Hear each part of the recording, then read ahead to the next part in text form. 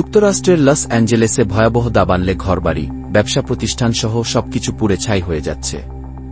আগুনের তীব্রতা থেকে বাঁচতে সেখানকার সাধারণ মানুষ নিরাপদ আশ্রয়ের খোঁজে পালিয়ে যাচ্ছেন। লস অ্যাঞ্জেলেস টাইমস জানিয়েছে, বৃহস্পতিবার গভীর রাতে ঘণ্টায় প্রায় 100 কিলোমিটার গতিতে বাতাস বইতে থাকে। এতে 3টি বড় দাবানল আরও ভয়াবহ রূপ ধারণ করে। আগুনে পুড়ে এখন পর্যন্ত অন্তত 5 জনের মৃত্যু হয়েছে। বর্তমানে সবচেয়ে বেশি ধ্বংসযজ্ঞ চালাচ্ছে পালিসাদেস দাবান।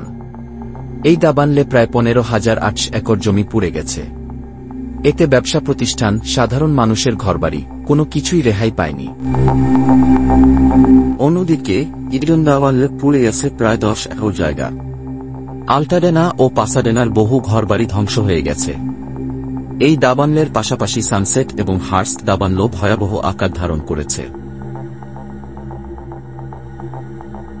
এর মধ্যে নতুন করে হলিউড হিলস এলাকায় আগুন ছড়িয়ে পড়েছে।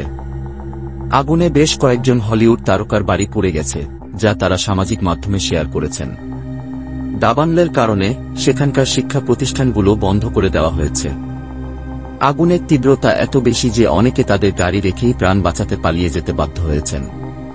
সিএনএনের সাংবাদিক অ্যান্ডারসন কুপার আল্টাডেনা থেকে জানিয়েছেন, সেখানে আগুন এখনও নিয়ন্ত্রণের বাইরে রয়েছে।